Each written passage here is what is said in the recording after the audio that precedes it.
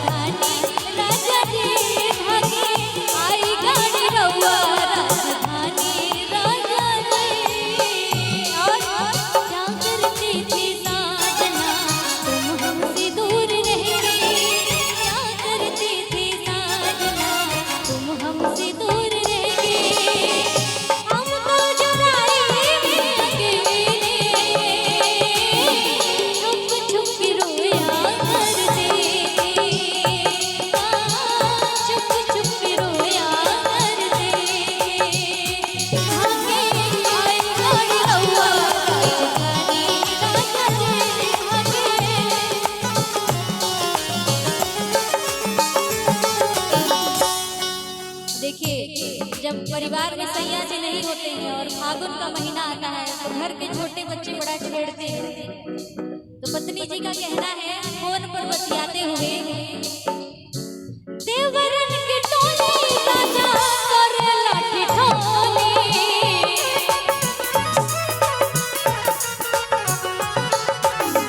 सुनी सुनी बोली लगे करजबे में बोली।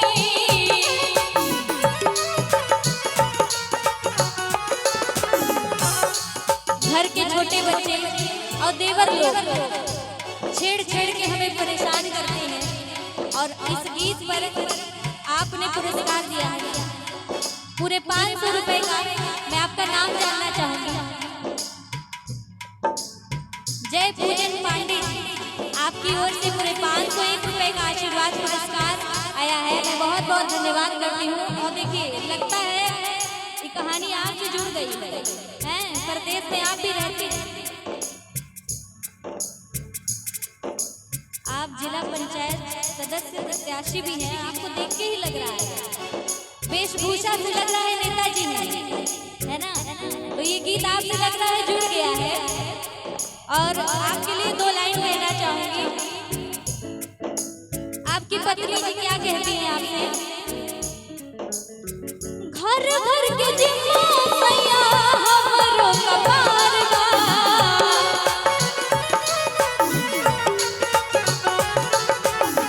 देहिया में दर्द औरी चढ़ल बुखार बा।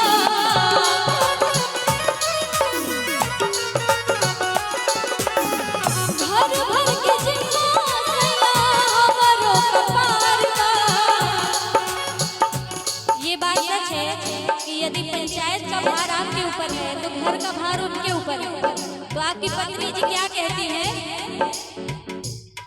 बात सुन बनाना हो जाए नाराज रजो, धोखेबाज रजो, उड़नबाज रजो, छान छान बदले ताहरो मिजाज रजो, धोखेबाज रजो, उड़नबाज रजो, भागे आई गाड़ी रउआ राजधानी राजा जी भागे।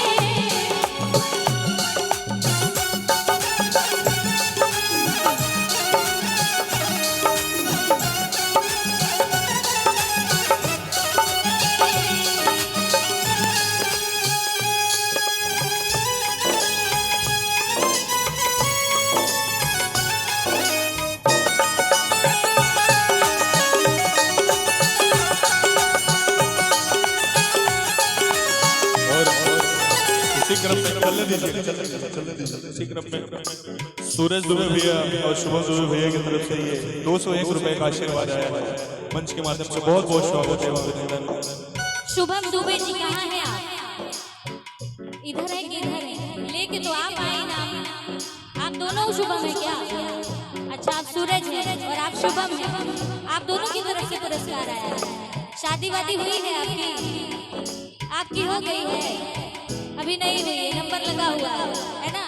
तो देखिए आपकी मिसेस आपसे क्या कहती हैं। और घर में झगड़ा होता है तो उसका सबसे बड़ा कारण सासू ही होती है?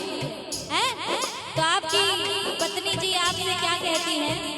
सासू से झगड़ा लगे हो तो रोज कांडवा,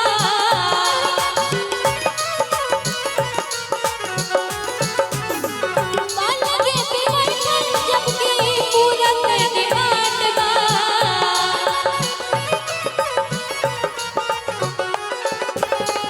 सासू से झगड़ा लगे हो तो रोज कांडवा, लगे बेमन जबकि पूरब डिमांडवा। आप तो फोन में लग गए।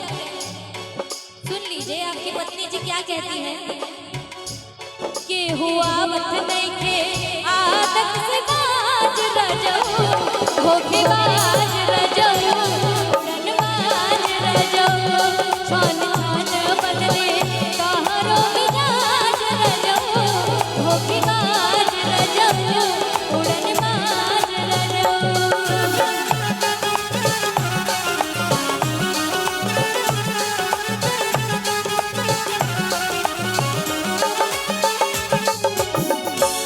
और आपका भी विवाह नहीं हुआ है तो आप देवर ही लगेंगे, है ना?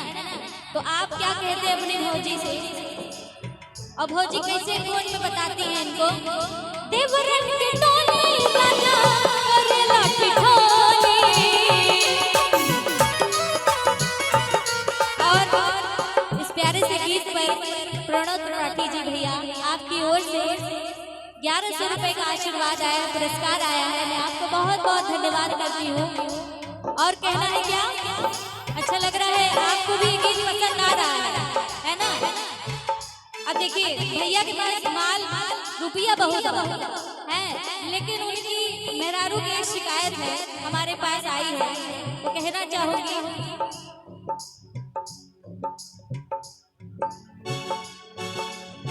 साँझी सवारे जब बेनिया बहानवा,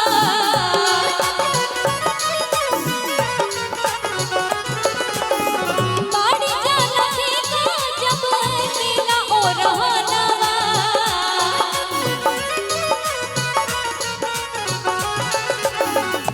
आप सुंदर सुंदर गहने उनके लिए बनवाते हैं और जब वो तीज त्योहार को पहनकर मंदिर में दर्शन करने जाती है तो वो सुनार उनको कैसे छेड़ता है और वो आपसे कैसे कहती है? साँझी सवारे जब बेनिया बहानवा, बाड़ी जाला देखा जब नीला ओ रहनवा। और आपका मिजाज अच्छे से जानती हैं कि आप नाराज भी हो जाते हैं तो बड़े प्यार से कहती हैं क्या?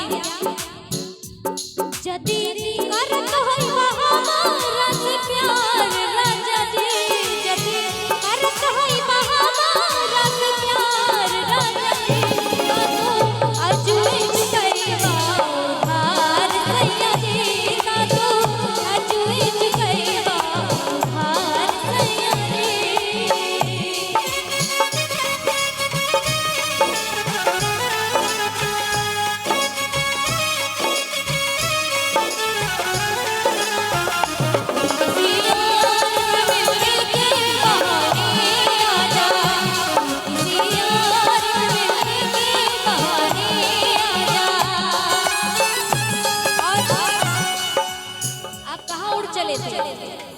अचानक से आप गायब हो गए।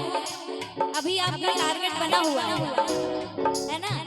तो देखिए भैया कि मिसेस फोन पर आपकी शिकायत करते हुए कहती है क्या? देवरन के टोले सैया करेला ठिठोली,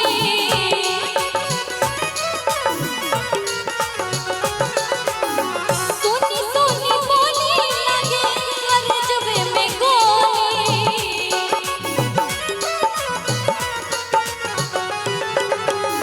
देवरन के टोले राजा करेला ठिठोली, सोनी सोनी बोली लगे करजबे में गोली। नहीं आई बात का बड़ी परेशानी हुई जी, नहीं आई बात का बड़ी परेशानी हुई जी, भागे आई गाड़ी रउआ राजधानी राजा जी, भागे आई गाड़ी रउआ राजधानी राजा जी, आई फागुन महीना पतवानी राजा जी, आई फागुन महीना पतवानी राजा जी, भागे आई गाड़ी रउआ राजधानी राजा जी, भागे आई गाड़ी रउआ राजधानी राजा जी, भागे आई गाड़ी रउआ राजधानी राजा जी। ये प्यारा सा गीत आप सभी को अगर पसंद आए तो एक प्यारी सी ताली बजा दें।